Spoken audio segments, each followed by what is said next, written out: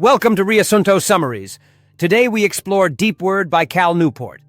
Deep work is professional, focused activity done in a state of distraction-free concentration that pushes your cognitive capabilities to their limit. It creates high value, improves skills, and is hard to replicate. In Deep Work, Cal Newport introduces a powerful idea for succeeding in our increasingly distracted and fast-paced world. He defines deep work as the ability to focus without distraction on a cognitively demanding task. This kind of work allows individuals to produce high-quality output in less time, to learn complicated things quickly, and to gain a competitive edge in any field. Newport argues that deep work is becoming increasingly rare at precisely the same time it is becoming more valuable.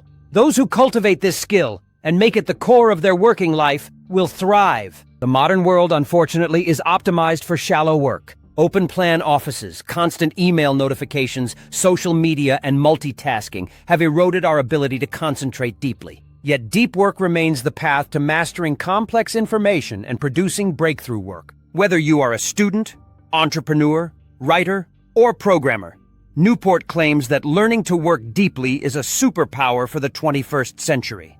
Page 2. The shallow work trap. Newport contrasts deep work with shallow work, tasks that are non-cognitively demanding, easy to replicate, and often performed while distracted. These include answering emails, attending unproductive meetings, or browsing social media. While they might feel urgent, they rarely contribute significant long-term value. Most knowledge workers today are stuck in shallow work loops. They answer emails all day, sit in back-to-back meetings, and rarely block out time to focus. As a result, they experience burnout without producing anything truly meaningful. Newport warns that the trap of shallow work leads to mediocrity. Those who want to rise above average must reduce or eliminate shallow work and cultivate depth. He suggests that instead of measuring productivity by how busy we feel or how many tasks we complete, we should measure it by how much high-quality, deep work we can produce. Page 3. Rule number 1. Work deeply. To embrace deep work, one must first create the conditions that allow for it. Newport presents 4 strategies or philosophies for scheduling deep work into daily life. The monastic philosophy involves completely eliminating all distractions and dedicating yourself entirely to deep work, ideal for writers, researchers, or monks. The bimodal philosophy alternates between long periods of deep work and longer stretches of shallow obligations. The rhythmic philosophy involves carving out fixed daily blocks for deep work, often seen as the most realistic for most professionals. Finally, the journalistic philosophy involves fitting deep work in whenever possible, much like a journalist writing stories between chaotic newsroom deadlines. To make deep work sustainable, Newport encourages building rituals. This might mean setting up a specific workspace, choosing a fixed time, and planning out what you'll work on and for how long. He also highlights the power of grand gestures. Dramatic steps like taking a trip or renting a hotel room to dive into deep work can create focus and commitment.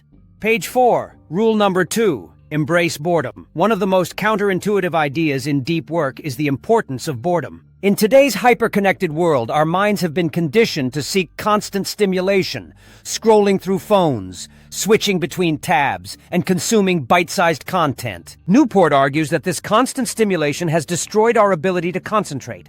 If we want to improve our capacity for deep work, we must relearn how to be bored. He proposes that we should train our brains to focus by avoiding distractions even during downtime. Instead of grabbing your phone at the slightest sign of boredom, let your mind sit with that discomfort. Over time, you'll build up a tolerance for boredom and enhance your concentration muscles. Techniques like the productive meditation, where you think about a single problem while doing a physically engaging activity like walking or jogging, help build mental focus.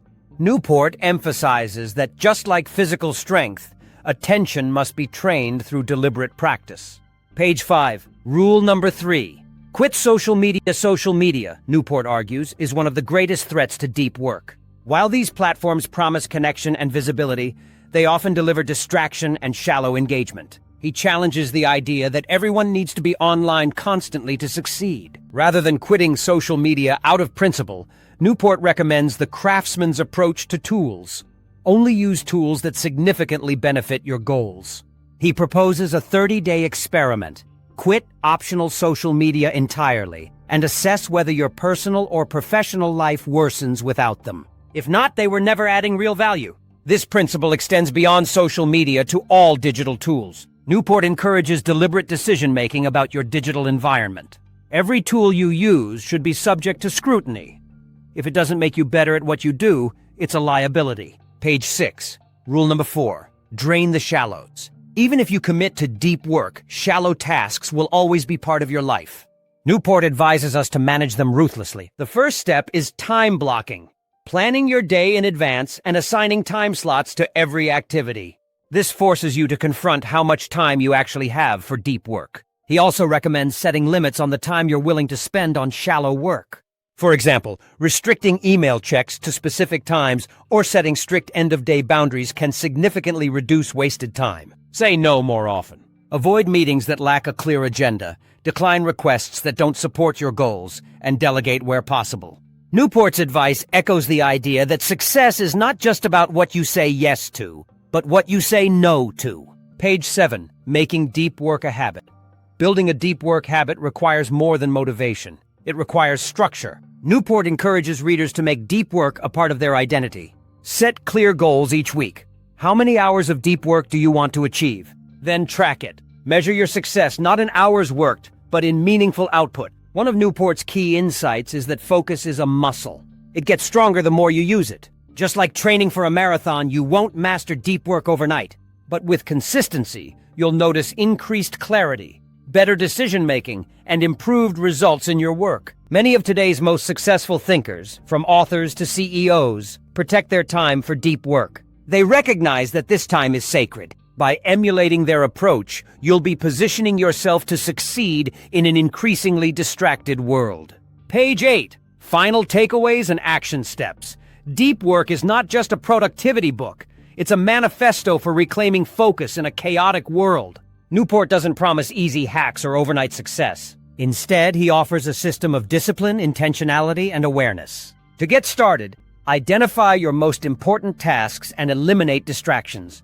Design your day around deep work, not shallow obligations. Practice boredom to rewire your attention span. Be ruthless about what digital tools you allow into your life. Track your progress and hold yourself accountable. The final message is clear. In a world that celebrates busyness and constant connectivity, those who embrace focus will rise above the noise. They will learn faster, produce better, and find deeper fulfillment in their work. As Newport writes, clarity about what matters provides clarity about what does not. And that's the essence of deep work, getting crystal clear about what truly deserves your attention. Thank you for joining us on this exploration of deep work. If this video inspired you, please like, share, and subscribe to Riasunto Summaries. Comment!